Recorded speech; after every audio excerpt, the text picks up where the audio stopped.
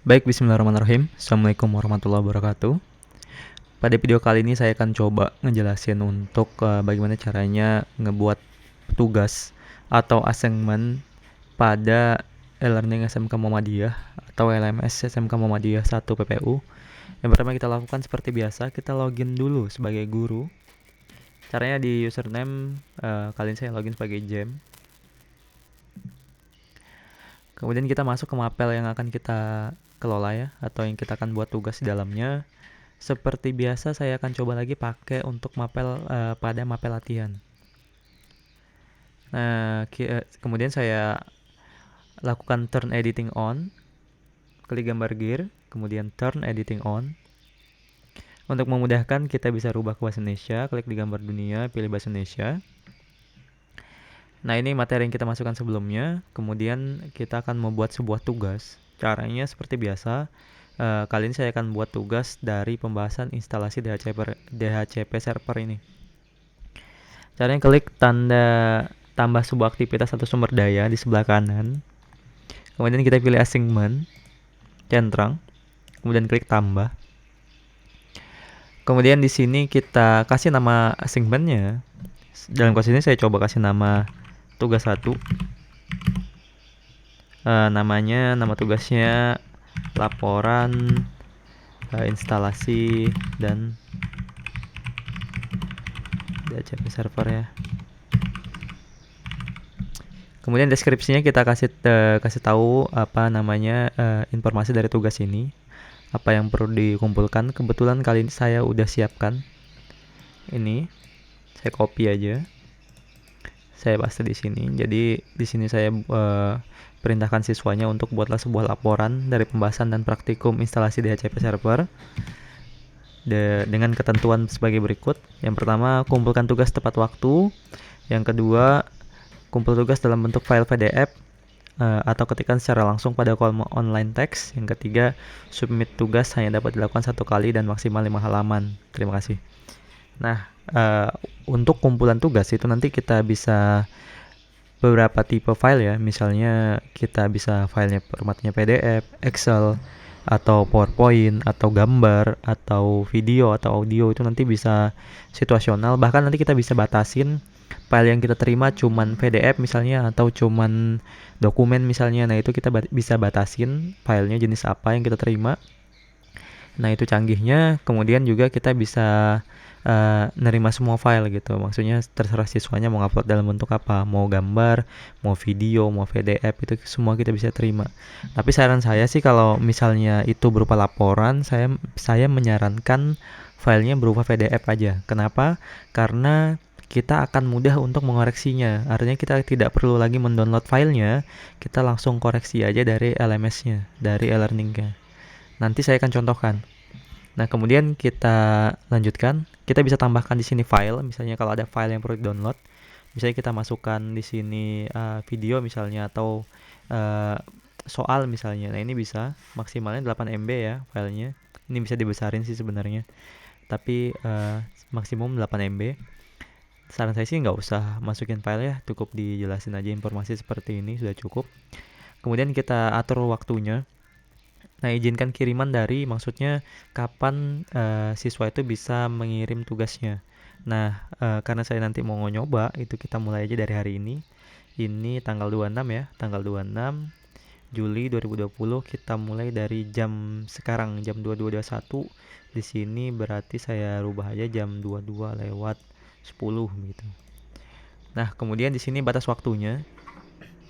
Batas waktu ini artinya siswa itu pengumpulannya di waktu tepat waktu atau terlambat gitu. Nah, nanti kita buat waktunya hari ini juga jam 26, sini misalnya jam 23.00.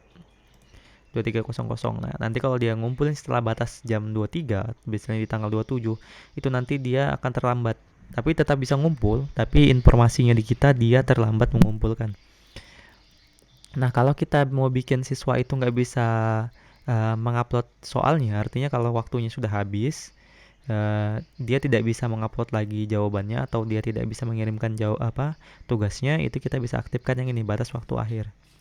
Cukup dicentang, kemudian kita pilih tanggalnya. Oh, ini bulannya Juli ya. Tanggal 26 misalnya, misalnya tanggal 27 ya. 27 jam 9.00 misalnya. Nah, jadi tanggal 27 jam 9.00 itu sih saat jam ini sudah sampai jam segini, itu siswa nggak bisa lagi untuk mengumpulkan tugasnya. Nah, jadi kalau batas waktu ini adalah batas keterlambatan siswa, tetap bisa ngumpul tapi informasi di kita nanti dia terlambat. Tapi kalau batas waktu akhir, itu siswa nggak bisa ngumpulkan lagi tugasnya. Jadi dia harus lapor dulu ke gurunya. Nah, kemudian ini ada remind me to grade by, itu adalah ngingatin gurunya kapan harus melakukan penilaian. Nanti ada notifikasi ke kita bahwasanya tugas telah selesai dan harus dinilai segera gitu. Misalnya kita buat aja informasi ke kita tanggal 28, misalnya 28 Juli. Supaya nggak lama-lama. Misalnya jam 21.20. Siapa tahu kita lupa untuk melakukan penilaian. Kalau kita buat remind me to grade by, itu kita akan diberi informasi. Nah, berikutnya submission types, itu kita bisa pilih ya. Kalau pengiriman berkas artinya siswa itu mengupload file ya untuk dikumpulkan, itu bisa PDF. Dan dalam kasus ini saya meminta tugasnya dalam bentuk PDF ya. Siswa itu sebetulnya mudah aja ngebuat PDF, tinggal ditulis di Word, kemudian nanti diekspor PDF. Office zaman sekarang rata-rata sudah bisa ekspor PDF mayoritasnya. Baik itu Office yang ada di Windows ataupun di sistem operasi lain seperti Linux atau macOS. Mayoritas sudah bisa ekspor ke PDF. Mudah lah. Kemudian kalau kita mau ngebuat siswa itu bisa langsung ngerjain lewat e-learning atau dia ngetik langsung tanpa harus lewat Office, lewat Word misalnya, itu bisa kita aktifkan teks daring. Nah, jadi nanti dia bisa mengirimnya lewat file, bisa juga lewat teks daring. Ini bisa dua-duanya dipilih supaya ada dua opsi untuk siswa, bisa milih mengirim berkas, bisa ngirim lewat teks. Nah, kalau kita pilih salah satu juga bisa, sesuai kebutuhan aja. Kali ini saya pilih dua-duanya aja untuk gambaran. Nah, ini kalau diaktifkan, kalau kita ngaktifkan teks daring itu bisa kita atur jumlah katanya, berapa kata dia bisa ngupload, misalnya 3000 kata gitu. Jadi setelah 3000 kata dia nggak bisa ngirim, harus dikurangin kata-katanya. Atau kalau mau ya nggak usah diaktifkan, dia bisa nulis panjang-panjangnya. Kemudian jumlah maksimum berkas yang dikirim, tadi seperti yang kita infokan, satu berkas saja ya. Jadi masing-masing siswa cuma bisa ngumpulin satu berkas. Maksimum filenya ukurannya berapa? Nah, saran saya sih nggak usah terlalu gede ya. Kalau untuk PDF biasanya 500 KB, kita kasih 1 MB aja. Tipe berkas yang diterima, nah di sini kita bisa mengatur siswa itu bisanya mengumpulkan dalam bentuk file apa misalnya. Misalnya kita bisa pilih ya di sini, klik dipilih. Nah, tadi saya minta filenya itu harus PDF ya. Kita bisa cari di sini PDF di dokumen ya, dia termasuk bagian dari dokumen. Kita cek di dalamnya. Nah, ini kita centang di sini PDF-nya. Nah, ini artinya dia cuma bisa mengumpul file dengan format PDF. Nah, ini kalau kita nggak centang, ini dia bisa ngumpul dalam tipe apa aja. Bisa dalam dokumen, dalam Excel ataupun sebagainya. Nah, saran saya sih kalau mau lebih mudah untuk kita melakukan penilaian dan ngelatih siswa juga gimana caranya membuat file PDF, itu pilih aja filenya. Nah, di sini saya pilihnya dokumen filenya, saya pilihnya sebentar, ini agak lambat.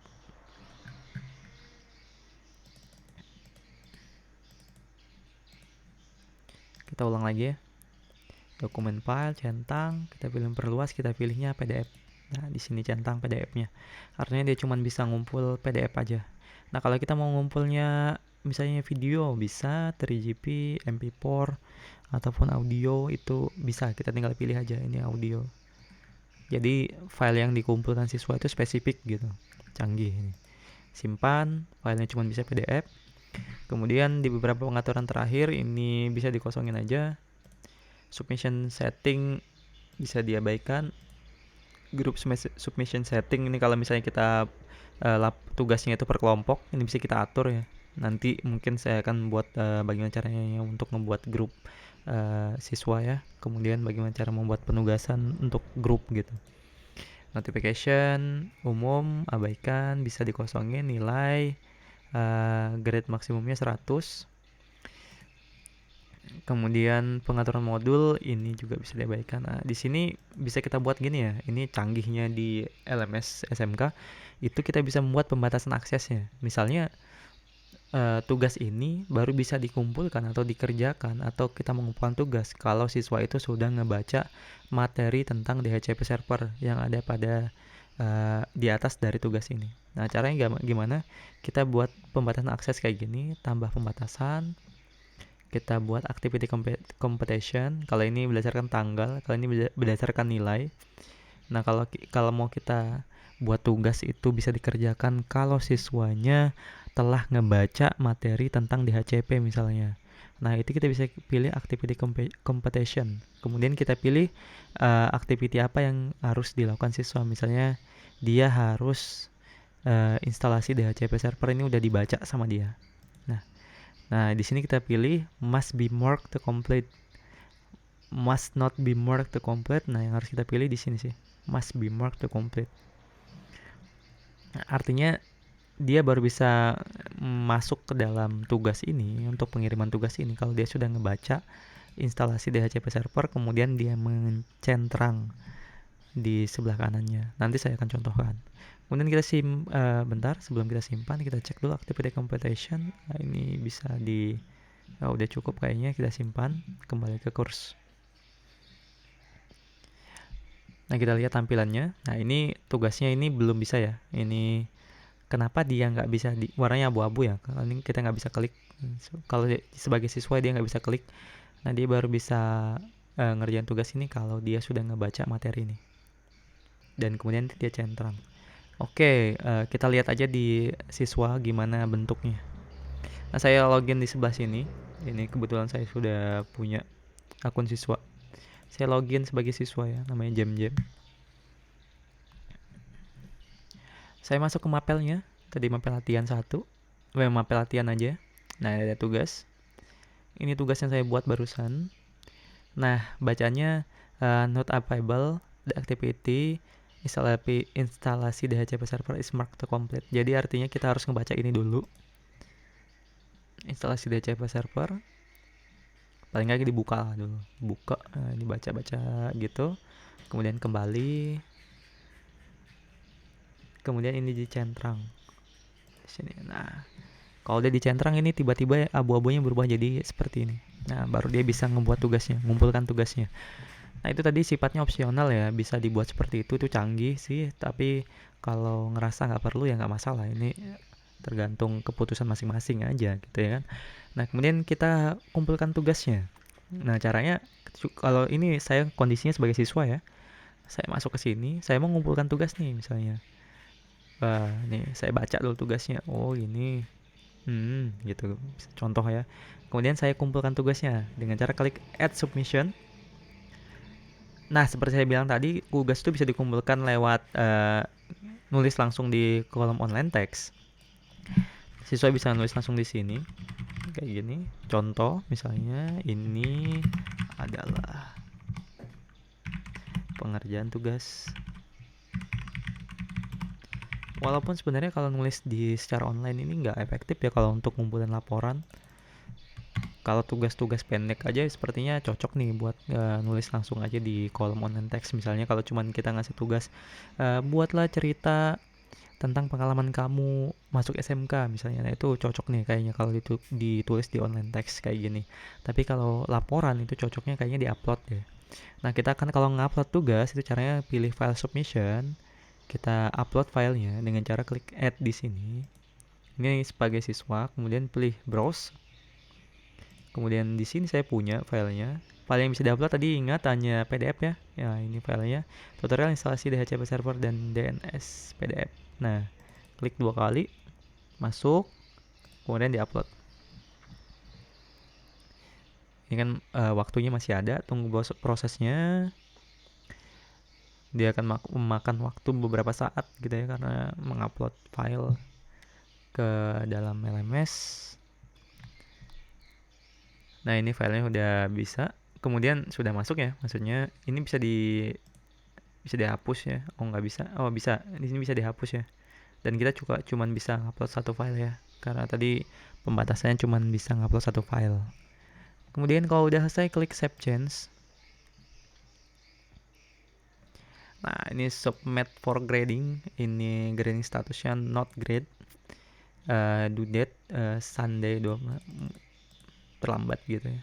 Waktu tersisa 27 menit. Nah, jadi kalau udah 27 menit dia nggak bisa lagi ngumpul. Oke, ini submissionnya, laporan yang sudah dikumpul. Bisa dihapus, bisa diedit kalau masih mau diperbaikin. Nah, sekarang kita kembali lagi ke guru. Saya kembali ke browser yang lain. Masuk sebagai guru. Refresh dulu ya. Nah, kemudian saya masuk lagi ke tugasnya tadi.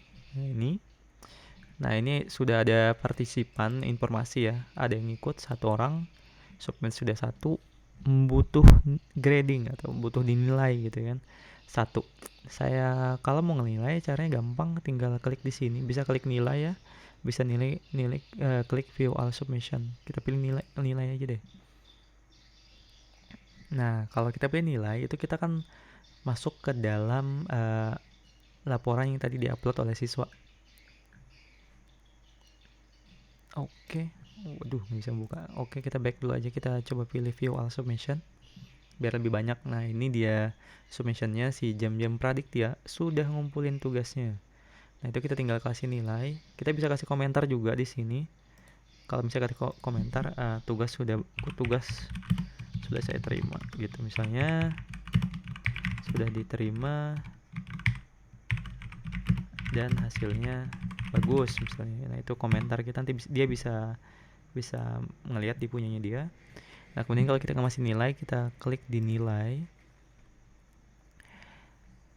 Agak lambat ya. Cannot open PDF. Harusnya sih bisa dilihat ya. Harusnya ini bisa dilihat sih sebenarnya. Mungkin karena internet terlalu lambat aja, tapi intinya harusnya PDF-nya dapat dilihat di sini dan kita dapat, atau ini tadi saya klik di sini dia ke download. Kita klik 2 kali. Nah, ini bisa kita lihat. Seharusnya sih bisa dilihat langsung di sini PDF-nya. Maybe mungkin ada problem aja. Nah, ini saya baca aja di sini, nggak apa-apa. Saya download. Kemudian saya lihat laporannya. Ini buat Nani ya. Nani yang ngumpul. Oh, ini kita baca, kita lihat. Kemudian kita bisa kasih nilai. Nah, nilainya di sini misalnya udah bagus nih. Misalnya nilai kasih 80. Kita bisa kasih komentar sebagai feedback. Misalnya laporan sudah bagus. Kemudian simpan perubahan. Oke, sudah. Submit for grading sudah. Oke. Nah, sekarang kita lihat di siswa. Ini saya balik lagi. Kita lihat di siswa. Nah, di sini saya refresh saja. Nah, ini udah dilihat di siswa, nilainya udah grading status, udah di grade, artinya udah dinilai gitu. Nah, di sini ada komentar. Nah, komentarnya adalah tugas sudah diterima dan hasilnya bagus. Nah, nilainya berapa? Nilainya dapat dilihat di bawah. Ini di feedback. Langsung bisa lihat siswanya. Ini grade-nya dari 100 nilai maksimum dia dapat 80. Dinilai langsung oleh Irawan Jam. Dan adalah feedback sedikit, laporan sudah bagus. Oke, kira-kira seperti itu. Kira-kira seperti itu cara pembuatan tugas pada e-learning atau LMS SMK Mutu PPU. Semoga bermanfaat, dan pada video lainnya kita akan coba untuk ngebuat kuis atau tugas dengan cara yang berbeda. Terima kasih. Assalamualaikum warahmatullahi wabarakatuh.